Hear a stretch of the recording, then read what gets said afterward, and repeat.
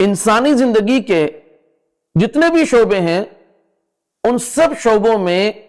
زیادہ تر اچھے کردار کے حامل لوگ ہوتے ہیں، جبکہ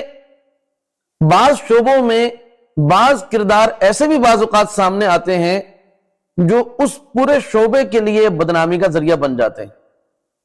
لیکن ایسے مواقع پر ہر سمجھدار انسان، عقل مند انسان، سلیم الطبع انسان وہ اس پورے شعبے کو غلط کہنے کے بجائے، اس پورے شعبے کی مذمت کرنے کے بجائے اور اس شعبے میں کام کرنے والے جتنے کردار ہیں ان سب کی مذمت کرنے کے بجائے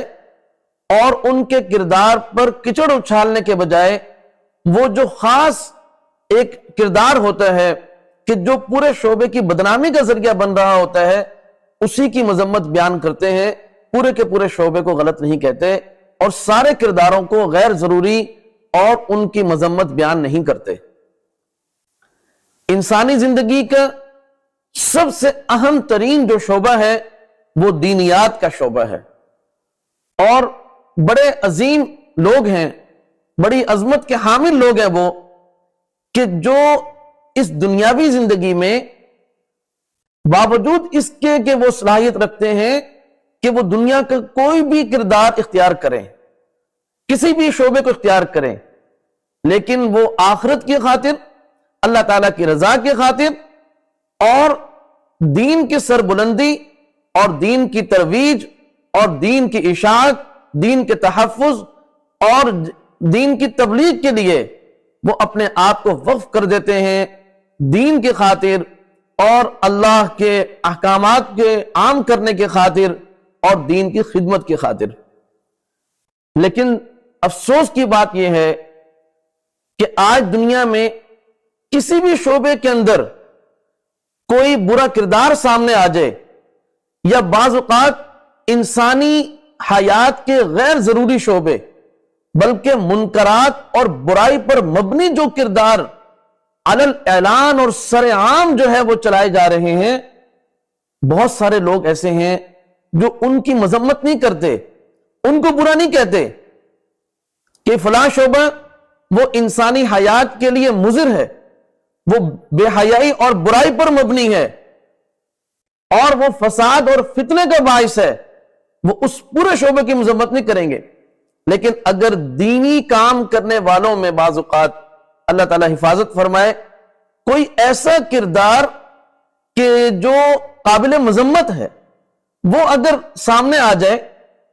تو وہ لوگ کہ جن کے دلوں میں اللہ کے دین کے لیے کوئی محبت نہیں، اللہ کے دین کی خدمت کرنے والوں کے لیے کوئی عقیدت اور کوئی محبت نہیں، وہ ایسے موقع سے پورا فائدہ اٹھا کر دین پر، دین کا کام کرنے والوں پر اور جو دین کا کام کرنے والے ادارے ہیں، مدارس، مساجد، خانقاہیں، وہ ان کو سیدھا اپنے نشانے پر لے لیتے ہیں اور اپنا بغض اور اپنا حسد وہ سب کچھ ان کا سب کے سامنے آ جاتا ہے۔ جبکہ یہ بات واضح ہے کہ جو لوگ دین کا کام کر رہے ہیں وہ بھی معصوم نہیں ہیں، وہ بھی انسان ہیں، ان کے ساتھ بھی نفس اور شیطان جو ہے وہ جڑا ہوا ہے، اس لیے بعض اوقات ان سے ایسے فعل سرزد ہو جاتے ہیں، کوئی ایسا کام سرزد ہو جاتا ہے کہ جو حقیقتاً قابل مذمت ہوتا ہے اور اس کی اصلاح کی اہم ترین ضرورت ہوتی ہے۔ ابھی حال ہی میں بعض مدارس کے حوالے سے کچھ ایسے کردار سامنے آئے کہ جہاں بچوں پر غیر ضروری جو ہے وہ تشدد ہوا اور بہت زیادہ سختی اور مار پٹائی کی گئی، اور اس سے پہلے بھی بعض ایسے معاملات میڈیا پر سامنے آئے کہ جن میں اکثر تو ایسا ہوا کہ جب تحقیق کی گئی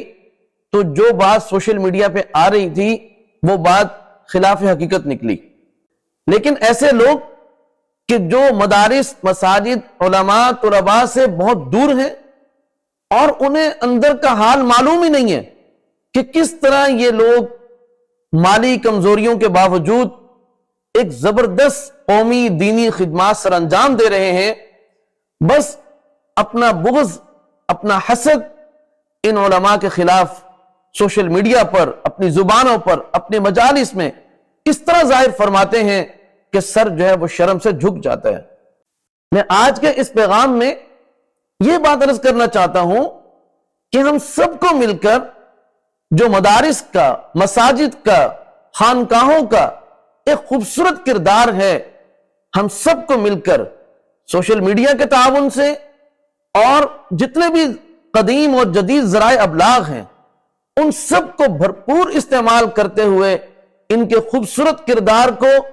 جو کہ قومی لحاظ سے، ملکی لحاظ سے، امن کے لحاظ سے، خوشحالی کے لحاظ سے، تعلیم اور تربیت کے لحاظ سے اور دینی لحاظ سے بڑا زبردست کردار کا حامل ہے، ہمیں چاہیے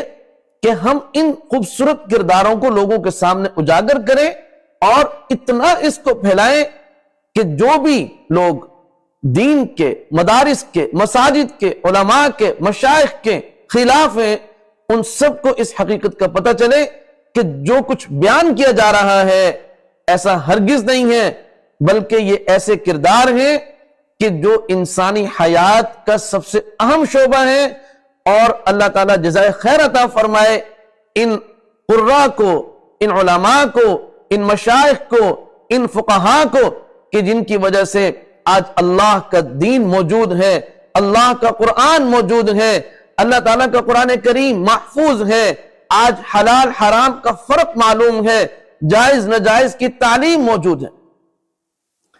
تو میں یہ عرض کرنا چاہتا ہوں کہ جو کچھ پروپیگنڈا